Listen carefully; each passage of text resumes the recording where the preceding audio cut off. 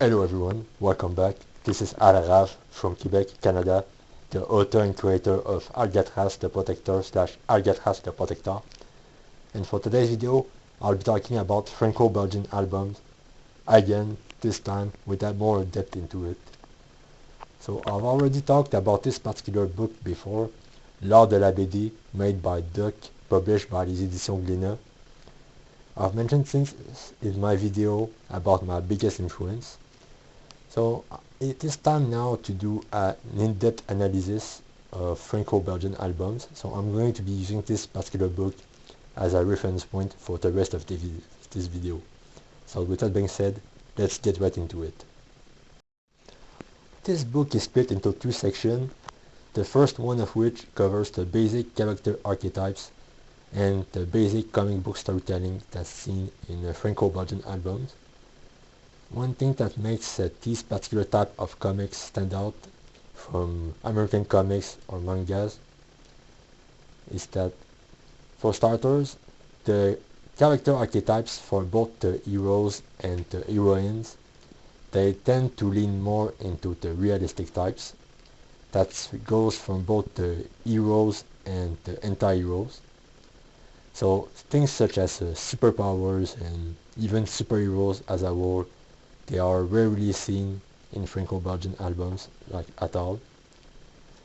In the early 2000s, there's been a phenomenon in France called la nouvelle manga, which does combine sensibilities from both the Franco-Belgian albums and mangas, but in the classic Franco-Belgian works, superpowers and stuff, they don't really exist, so most of the character archetypes, they fall firm into the realm of realistic heroes and heroines.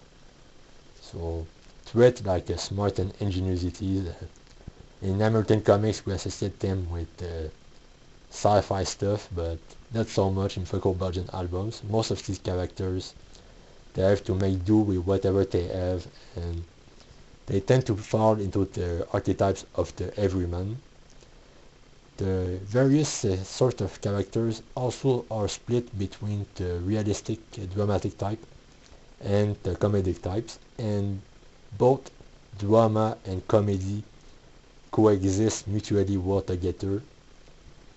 So there are a lot of books that are aimed for all age audience that put a lot of emphasis on gags and humor as a whole, and they both coexist in a way. So for instance, it is not uncommon to find things such as a duo of characters, one who's the serious type and the other one who's comedic, and vice versa.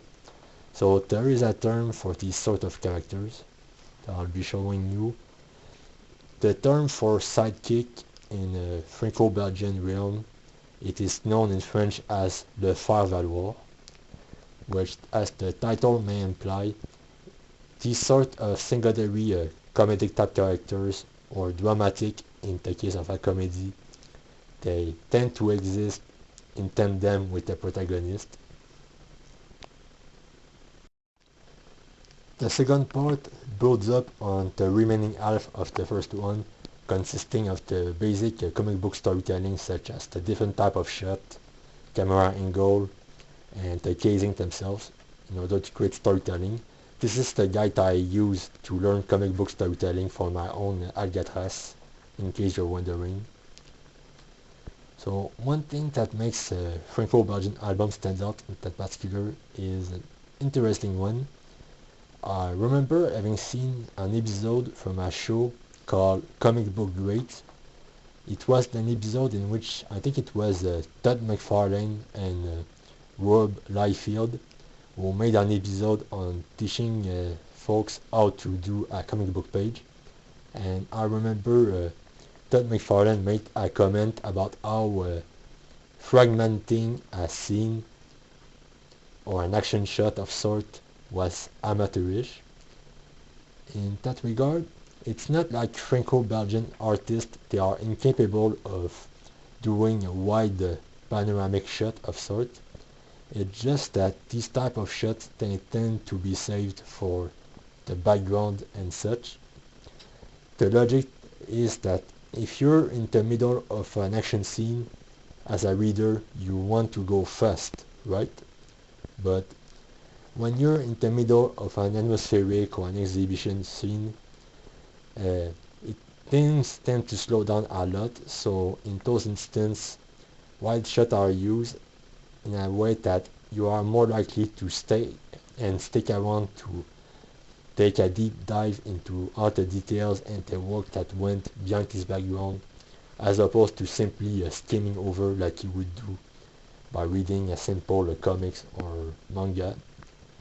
So this is one of those instances in which the storytelling scene in Franco-Belgian albums is built to be efficient first and foremost, so you don't have many pages to do this big bombastic sequence of sort, so you have to make do with the limited page count and working around it, which is exactly what makes the storytelling scene in Franco-Belgian albums so good, is that they have to make the best out of every possible case and sequence that are put together, and that goes for both regardless of what kind of work they create.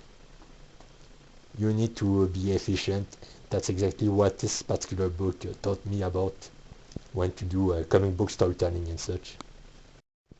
The third part of this book focused more on the art aspect of Franco-Belgian albums, and another particular characteristic that is worth mentioning from this particular chapter is that the inking process in American comics, it tends to be done by a dedicated inker who does the tracing and the moody black shadows that goes within the artwork. But this sort of stuff is not seen in Franco-Belgian albums. The most people that would work on something like that would consist of about, let's say, one writer, if they're not a self-made author, an artist, and maybe, just maybe, a dedicated colorist will be hired to do the color in exchange for, let's say, a small percentage of royalty on the finished product.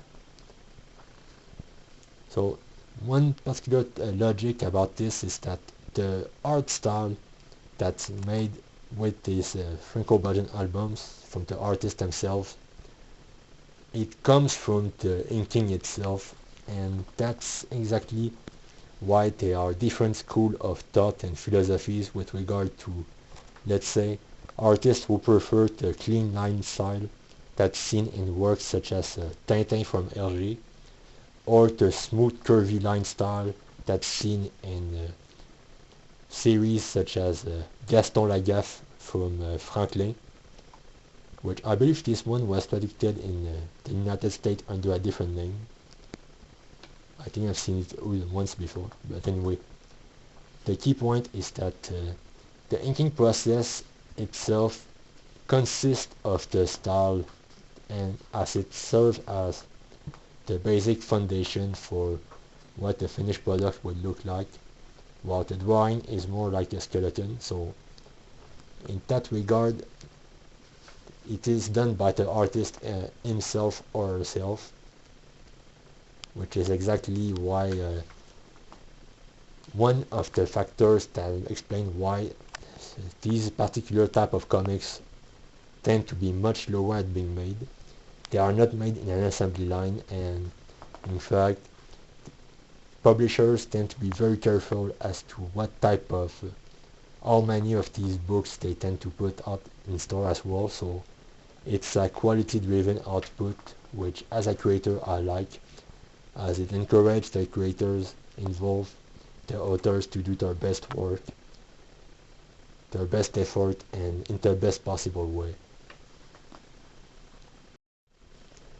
And that's it for today's video, folks. Let me know what you think in the commentary section below. As always, the first issue of Alcatraz is available for free on my Substack in both English and French, alongside its blog comics companion on my Substack. The links are available in the description below or on my channel's page. And the second issue is coming out this year as well. So with that being said, thanks for watching, and we'll see one another very soon. Enjoy the reading.